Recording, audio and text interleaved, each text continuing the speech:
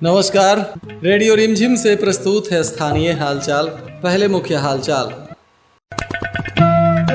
अंतर्राष्ट्रीय साइकिल दिवस पर दिव्यांग जनों के साथ निकाली गई मतदाता जागरूकता रैली। समाहरणालय के सभी विभागों में जिला पदाधिकारी ने किया औचक निरीक्षण। निर्वाचन कार्य का ससमय निष्पादन करने को लेकर दिया गया आवश्यक निर्देश। मिरलीपुर में पुलिस टीम पर हमला, महिला शिक्षिका सहित 5 पर मामला दर्ज। और जिले के हर घर में चलेगा कालाजार खोजी अभियान तथा कुचायकोट प्रखंड के बखरी पंचायत के मुखिया पद का होगा चुनाव। स्थानीय हालचाल के इस अंक के साथ मैं निकेत मिश्र। अब हालचाल विस्तार से। अंतर्राष्ट्रीय साइकिल दिवस के अवसर पर मंगलवार को एक अनूठी पहल जिला प्रशासन की तरफ से की गई। बताया जा रहा है कि समाहरणालय परिसर से दिव्यांग जनों के साथ मतदाता जागरूकता रैली निकाली गई। इस रैली का उद्देश्य था कि लोकतंत्र के इस महापर्व में हर तबके की भागीदारी सुनिश्चित हो और विशेष रूप से दिव्यांग मतदाताओं को प्रेरित करने के लिए भी यह साइकिल रैली निकाली गई।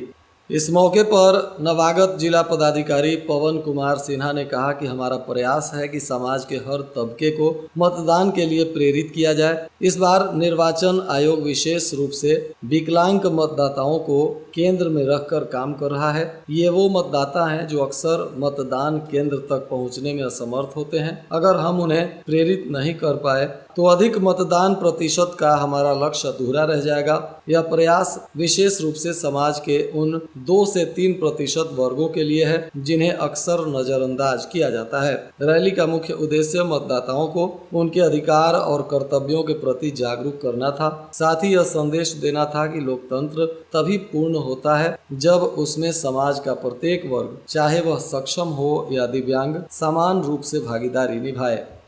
जिला पदाधिकारी पवन कुमार सिन्हा ने कार्यालय में प्रभार ग्रहण करने के दूसरे दिन ही समाहरणालय परिसर के सभी संभागों का औचक निरीक्षण किया। इस दौरान जिला पंचायती राज शाखा, जिला निर्वाचन शाखा, सामान्य शाखा सहित तमाम कार्यालयों का उन्होंने निरीक्षण करते हुए कर्मियों की उपस्थिति, कर्म पुस्तिका, पंजियों के संधारण तथा उनका परिचय प्राप्त करते हुए उनके कार्यों को लेकर विस्तृत जानकारी भी ली और आवश्यक दिशा निर्देश भी दिया। जिला पदाधिकारी ने निर्वाचन के कार्यों की भी विस्तृत जानकारी लेकर उप निर्वाचन पदाधिकारी डॉक्टर शशि प्रकाश राय से महत्वपूर्ण बातचीत करते हुए आवश्यक दिशा निर्देश दिए। जिला पदाधिकारी ने आगामी विधानसभा निर्वाचन 2025 की तैयारियों की भी समीक्षा की। साथ ही उन्होंने लंबित कार्यों की अद्यतन स्थिति की भी समीक्षा की और निर्देश दिया कि निर्वाचन कार्यों को त्वरित गति से तथा नियमित आधार पर संपादित करें। साथ ही समय सीमा के भीतर सभी कार्य सफलतापूर्वक संपन्न हो सके। उन्होंने स्पष्ट रूप से कहा कि सभी निर्वाची पदाधिकारी एवं सहायक निर्वाची पदाधिकारी नियमित रूप से बैठक आयोजित कर कार्यों के प्रगति की समीक्षा करें। किसी भी प्रकार की शिथिलता न बरतें। मतदान केंद्रों के सत्यापन के विषय में भी चर्चा की गई। डीएम ने निर्देश दिया कि सभी मतदान केंद्रों का भौतिक सत्यापन यथाशीघ्र पूर्ण करें। यदि किसी मतदान केंद्र में बुनियादी सुविधाओं की कमी है तो उन्हें त्वरित रूप से दूर करें। इसके अतिरिक्त अर्धसैनिक बलों के लिए आवासन की व्यवस्था को भी प्राथमिकता देते हुए जिला पदाधिकारी ने आवासन स्थलों की पहचान और उनका भौतिक सत्यापन शीघ्र करने का निर्देश दिया। डीएम ने स्पष्ट किया कि सुरक्षा व्यवस्था निर्वाचन की पारदर्शिता और निष्पक्षता के लिए अत्यंत आवश्यक है। ईवीएम की एफएलसी फर्स्ट लेवल चेकिंग के कार्यों को लेकर भी उन्होंने विशेष सतर्कता बरतने का निर्देश दिया। डीएम ने कहा कि इस कार्य में किसी भी प्रकार की लापरवाही बर्दाश्त नहीं की जाएगी, क्योंकि यह निर्वाचन की पारदर्शिता और मतदाता के विश्वास से जुड़ा हुआ अत्यंत महत्वपूर्ण कार्य है। थावे थाना क्षेत्र के मिरलीपुर गांव में वारंटियों की गिरफ्तारी करने गई पुलिस की टीम पर हमला कर दिया गया। इस दौरान पुलिस का मोबाइल फोन भी तोड़ा गया, जिसमें थाने के एएसआई, महिला सिपाही और चौकीदार भी घायल बताए जा रहे हैं। इस मामले में पूर्व से कोर्ट के द्वारा एक ही परिवार के 4 NBW वारंटियों को गिरफ्तार करने के लिए पुलिस मिरलीपुर गाँव के सफी आलम के घर पहुंची थी, जहाँ परिवार के सदस्यों ने गाली गलौज करते हुए पुलिस की अभिरक्षा से 2 वारंटियों को छुड़ाकर भगा दिया, जिसको लेकर थाने के एएसआई नीरज कुमार पांडे ने महिला शिक्षिका सहित 5 और 2 अज्ञात के विरुद्ध प्राथमिकी दर्ज कराई है। एएसआई ने प्राथमिकी में आरोप लगाया है कि छापेमारी के दौरान सूचना मिली कि मिरलीपुर में वारंटी लक्की उर्फ अमन राजा और सफी आलम अपने घर पर हैं। इसी को लेकर पुलिस ने छापेमारी की थी। इसी दौरान पुलिस की टीम पर हमला कर दिया गया। अब प्राथमिकी दर्ज करने के बाद पुलिस मामले की तफ्तीश में जुटी हुई है। वहीं बताया जा रहा है कि इस मामले में पुलिस ने धक्का मुक्की करने के आरोप में महिला शिक्षिका सहित 2 लोगों को गिरफ्तार भी किया है। गिरफ्तार महिला शिक्षिका नूरजहां खातून और उनका लड़का लक्की उर्फ अमन राजा है। अब इन दोनों को न्यायिक हिरासत में प्रस्तुत किया जाएगा, जहां से इन पर आगे की कार्रवाई होगी।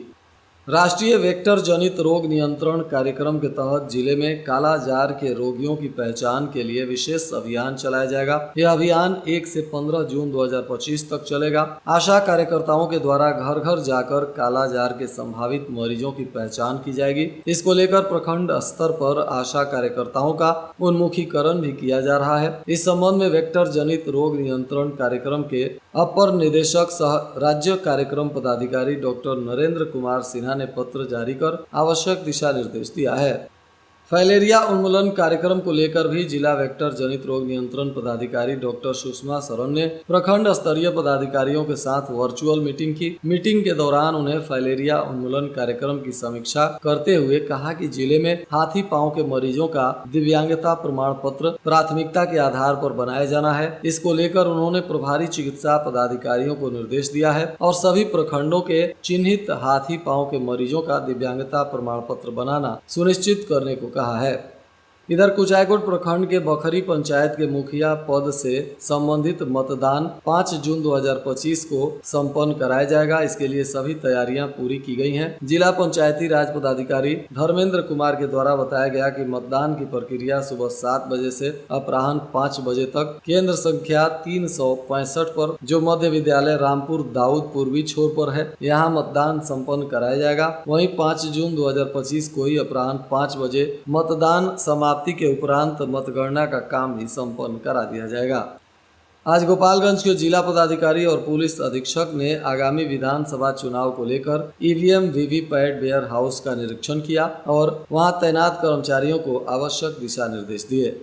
ऊंचकागांव थाना क्षेत्र के सांखे बाजार में अपने घर से खरीदारी के लिए आए एक युवक को पड़ोस के गांव के कुछ लोगों ने लोहे के फाइटर से सर पर हमला कर बुरी तरह से जख्मी कर दिया। जब थाना क्षेत्र के तुलसिया गांव निवासी धर्मेंद्र शाह का पुत्र सांखे बाजार में खरीदारी करने के लिए गया था, इसी बीच कुछ लोगों ने उस पर हमला कर दिया। इस मामले में धर्मेंद्र शाह भी घायल हैं। इनके आवेदन पर अब पुलिस ने सतकोठवा गांव के कृष्णा कुमार कुशवाहा, नीतीश कुमार कुशवाहा और अंकित कुमार कुशवाहा के विरुद्ध प्राथमिकी दर्ज की है।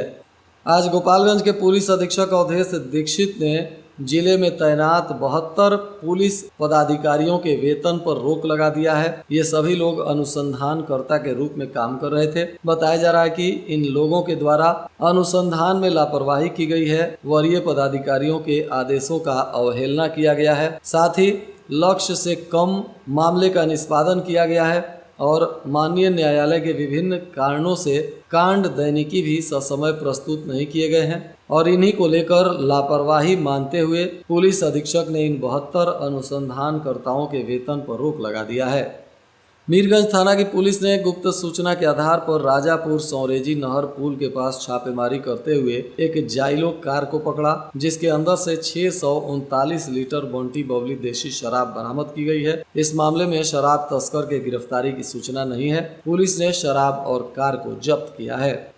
इधर थावे थाना की पुलिस ने थाना के सामने नेशनल हाईवे पर वाहन जांच अभियान चलाया, जिसमें 12 वाहन चालकों से 16,000 रुपए से अधिक का जुर्माना वसूल किया गया। और आज के मौसम का तापमान गोपालगंज में न्यूनतम 26 डिग्री सेल्सियस और अधिकतम 38 डिग्री सेल्सियस रहने की संभावना है। अंत में मुख्य हालचाल एक बार फिर। अंतर्राष्ट्रीय साइकिल दिवस पर दिव्यांग जनों के साथ निकाली गई मतदाता जागरूकता रैली। समाहरणालय के सभी विभागों में जिला पदाधिकारी ने किया औचक निरीक्षण। निर्वाचन कार्य का ससमय निष्पादन करने को लेकर दिया गया आवश्यक निर्देश।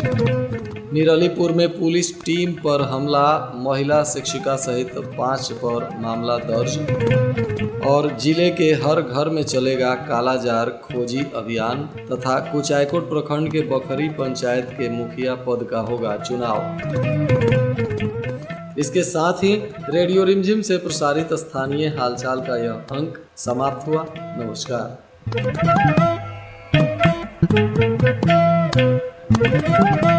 Thank you.